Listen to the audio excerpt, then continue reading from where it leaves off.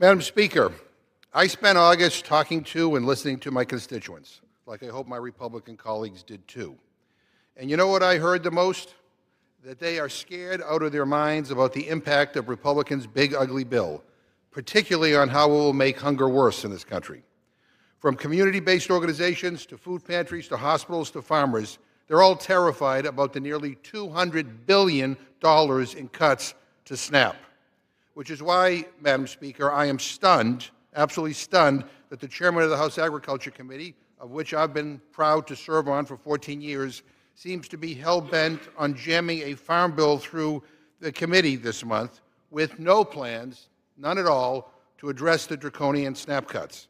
And let me say loud and clear, I, for one, am not open to negotiations and discussions about a new 5-year farm bill unless fixing the cuts to SNAP are on the agenda. Democrats will not be a cheap date when it comes to feeding people in this country. We're not just going to roll over and move on. No way. To talk about a new farm bill without addressing the big, ugly bill's nutrition cuts is unconscionable. It is cruel. And let me remind my colleagues that the average SNAP benefit is about $2 per person per meal. So a nearly $200 billion cut is an awful lot of meals that Republicans are taking away from vulnerable Americans. SNAP cuts are imminent, despite Republican attempts to push some of the biggest cuts off until after the 2026 midterms. Very real benefit cuts for some of the most vulnerable of all are expected to go into effect within weeks. Any day now, USDA is expected to release regulations on new time limits for veterans, former foster youth, and homeless populations who were previously exempted. According to a recent CBO report, the new onerous paperwork requirements and time limits alone will kick at least 2.4 million Americans off of SNAP. That's parents with school-age kids, and veterans, and seniors, and the disabled. Furthermore, CBO expects that some states will choose to abandon SNAP altogether. For the first time ever, the big, ugly bill mandates a state cost share requirement for food benefits. If states can't pony up their share, which for some states could run into the billions of dollars, they'll just choose to walk away. It's an enormous burden on already cash-strapped states. And let me also say this. If Republicans think they can just throw a few extra bucks at TFAP, which is the federal program that helps food banks, and call it good, they're out of their minds. We can't food bank our way out of this Republican-made crisis. Charity alone can't pick up the slack of millions of people losing their federal food benefits.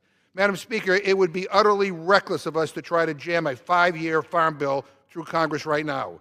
And let me also say, it's not just the, quote, usual suspects, end quote, sounding the alarm on SNAP cuts. A couple of weeks ago, I went on my 15th annual farm tour across 12 farms in central and western Massachusetts. Over and over again, I heard from farmers about how they're bracing for these drastic SNAP cuts. Why?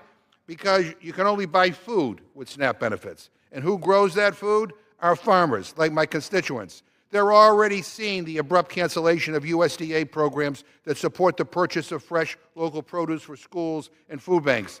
Not only did these cancellations reduce the amount of healthy fruits and veggies going to people in need, it took income away from our farmers. The very real and impending SNAP cuts are just another economic hit to our farmers. Madam Speaker, we're not operating in anything resembling business as usual right now. Republicans have ripped apart the longstanding Farm Bill coalition between nutrition and farming interests. The big, ugly bill decimated modest yet meaningful SNAP benefits, all to give more tax breaks to the ultra-wealthy and well-connected.